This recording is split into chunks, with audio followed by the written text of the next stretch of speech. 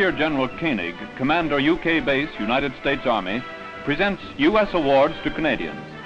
The recipients are members of the Special Service Force composed of American and Canadian Army personnel who fought together in some tough spots in the drive into Germany. Silver stars go to Sergeant G.A. Rainville of Bonneville, Ontario, to Staff Sergeant J.K. Knight of Wolford, Alberta, to another Westerner, Sergeant D.F. Peterson of Cardston, Alberta, and to the representative of Scanterbury, Manitoba, Sergeant Prince. Private R.J. Scully of Windsor, Ontario receives his star. The Bronze Star goes to Sergeant W.J. McGee of Toronto and to Sergeant Barnett of Montreal for deeds of outstanding bravery.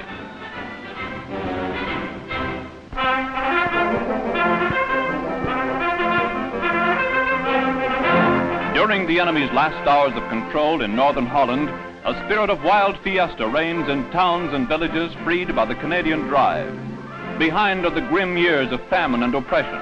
The bands play and the people welcome the dawn of a free new day.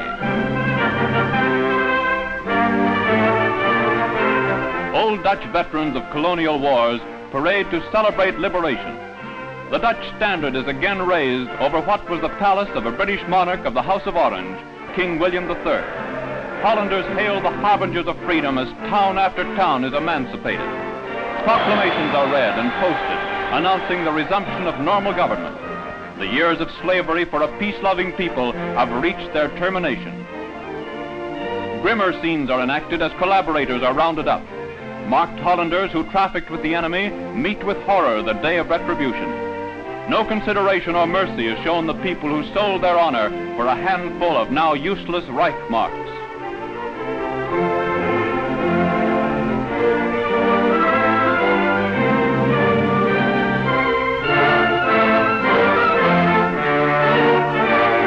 So joy and anger in Northern Holland mingle in a mighty crescendo as V-Day approaches and the time of final peace looms close on the horizon.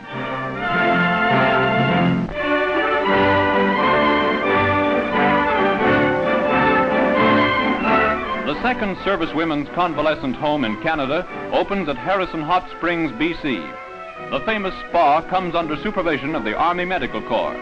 Here, girls of all branches of the service recuperate from injuries and illness. With home-cooked food available in large quantities, there are no complaints when chow time rolls around.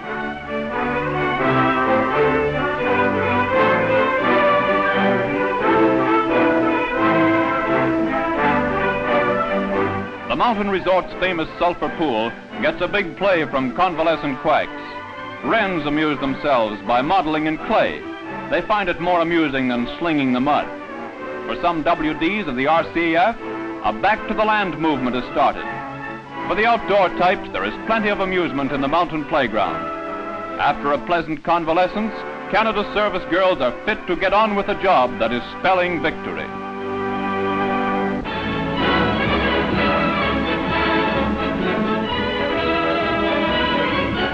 Little Norway, fighting symbol of a temporarily occupied country, closes up shop at Gravenhurst, Ontario. For several years, the training center has been Norwegian territory. Thousands of flyers have been trained to take their place in the air war against Germany. Now the training planes are crated for transport to the United Kingdom. Here, training will continue closer to the native soil of Norway.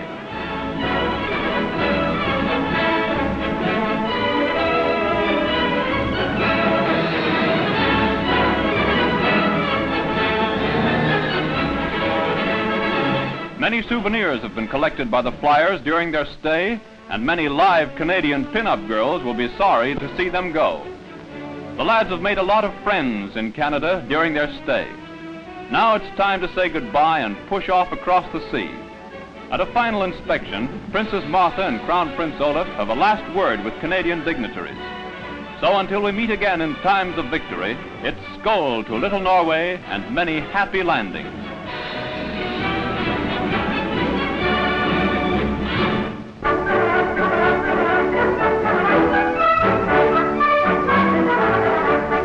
A meteorological section RCA makes observations to help their comrades on the guns register accurate hits. A pilot balloon is released.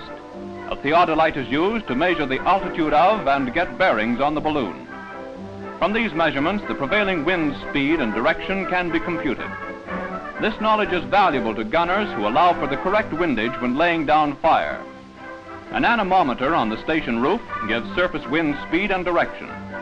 The hydrogen-filled balloons are released every 4 hours. Observations are made on them to a height of 13,000 feet.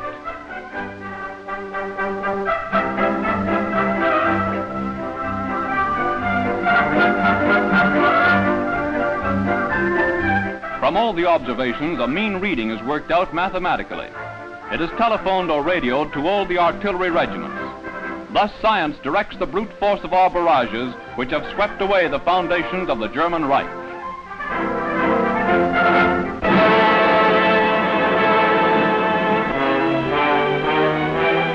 Heavy ack-ack opens the drive to outflank Emden.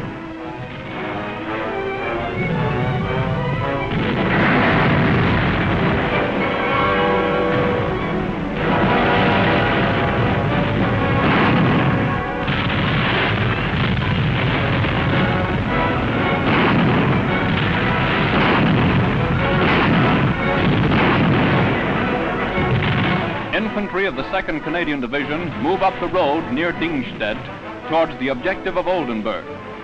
Little resistance is encountered except for the occasional sniper. They are dealt with summarily and the advance continues.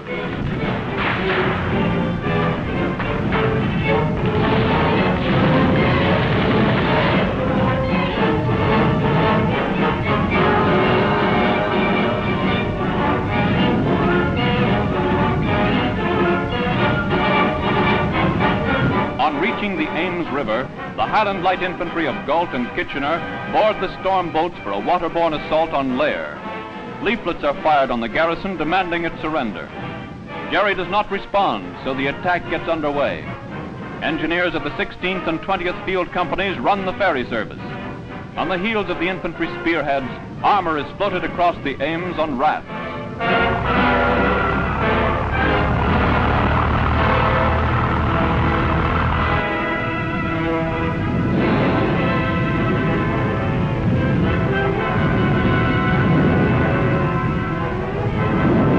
The attack progresses favorably.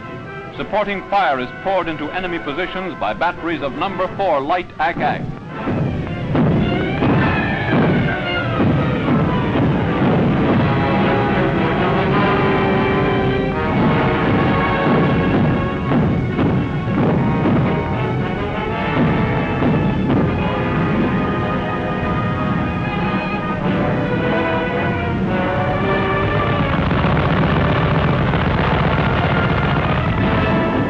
Falls in a bloody shambles. Emden is outflanked and the enemy flee in confusion. The last hours of a beaten Germany are made hideous by the guns which have beaten him to his knees.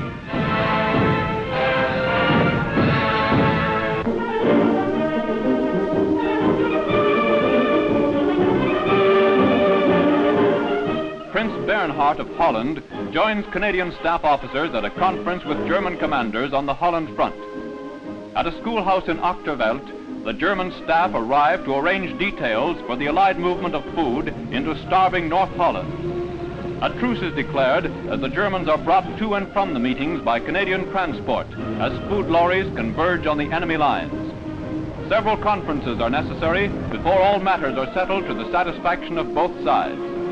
With the food goes a convoy of Dutch doctors to look after their sick countrymen. At the German barrier, Allied MOs join the party to look after our wounded in enemy-held territory.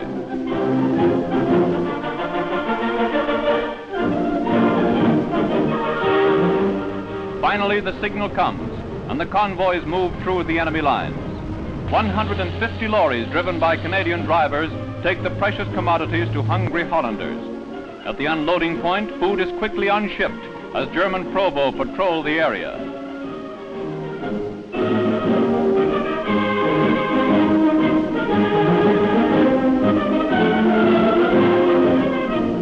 Thousands of Hollanders have existed on a starvation diet.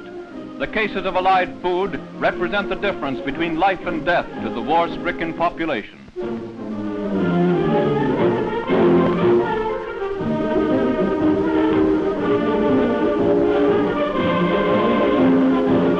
New hope comes to Holland with nourishing food.